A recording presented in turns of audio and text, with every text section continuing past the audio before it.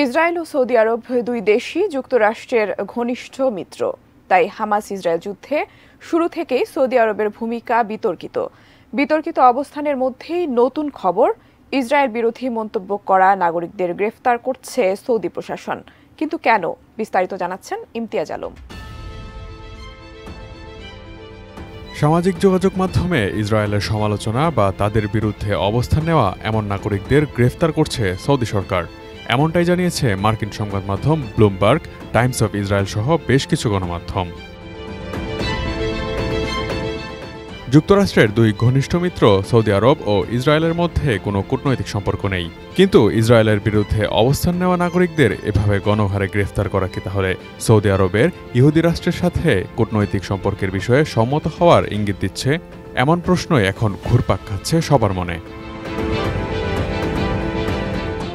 এক দশকেরও বেশি সময় আগে করা অনলাইন মন্তব্যের জন্য সৌদি আরবের সাম্প্রতিক এমন গ্রেফতার বাকস্বাধীনতা এবং রাজনৈতিক মত প্রকাশের উপর দেশটির চলমান বিধিনিষেধকে আরও একবার প্রতিফলিত করে। ইসরায়েল বিরোধী মনোভাব প্রকাশের কারণে যারা গ্রেফতার হয়েছেন তাদের মধ্যে একটি কোম্পানির সর্বোচ্চ কর্মকর্তাও রয়েছেন।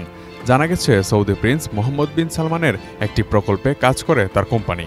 গাজায় চলমান হামাস ও ইসরায়েল যুদ্ধ নিয়ে সামাজিক মাধ্যমে লেখালেখি করেছিলেন ওই কর্মকর্তা। এদিকে আরেক ব্যক্তিকে গ্রেফতার করা হয়েছে যুক্তরাষ্ট্র মালিকানাধীন ফাস্টফুড কোম্পানিগুলোর পণ্য বয়কটের আহ্বান জানানোর কারণে। বিশ্বের অনেক মুসলিম দেশের নাগরিকদের ইসরায়েলি ও মার্কিন পণ্য বয়কট করতে দেখা যাচ্ছে। এর জেরেই অনেক কোম্পানি তাদের ব্যবসা গুটিয়ে নিতে বাধ্য হচ্ছে। এছাড়া ইসরায়েলকে কখনো ক্ষমা করা উচিত নয় এমন মন্তব্য করায় একজন মিডিয়া ব্যক্তিত্বকে আটক করেছে সৌদি পুলিশ। সৌদি সরকারের একটি সূত্র ব্লুমবার্গকে জানিয়েছে, সৌদিতে ইরানপন্থী একটি প্রভাবের বিস্তার ঘটতে পারে এমন আশঙ্কা থেকে এসব ব্যক্তিকে গ্রেফতার করা হয়েছে। তবে গাজায় যুদ্ধ শুরুর পর ইসরায়েলি বিরোধী অবস্থানের কারণে মোট কতজনকে গ্রেফতার করা হয়েছে সেটি স্পষ্ট নয়। ডিজাইন, এলিগেন্স, বিউটি, সেরা পণ্য সবার জন্য জেভিকো।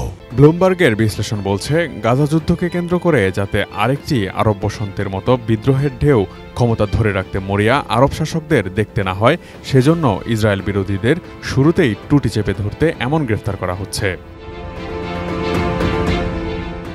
প্রিন্স মোহাম্মদ বিন সালমান কার্যত এখন সৌদি আরবের সর্বময় ক্ষমতার অধিকারী। তিনি পশ্চিমা মূল্যবোধে উদ্বুদ্ধ হয়ে তার আগের শাসকদের অনেক রীতিনীতিতেই পরিবর্তন এনেছেন।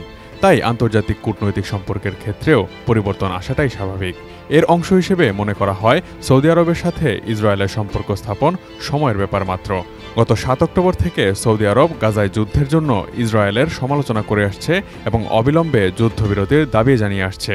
তবে সৌদি প্রশাসনের পক্ষ থেকে এমন ইঙ্গিত আছে, প্রধানমন্ত্রী বেনিয়ামিন নেতানিয়াহু যদি সেনা প্রত্যাহার করে নেন এবং ফিলিস্তিনের রাষ্ট্র প্রতিষ্ঠার প্রতিশ্রুতি দেন, তবে তাদের সাথে একটি উষ্ণ সম্পর্ক স্থাপিত হতে পারে। Imtiaz Alam, desk report, ATN news.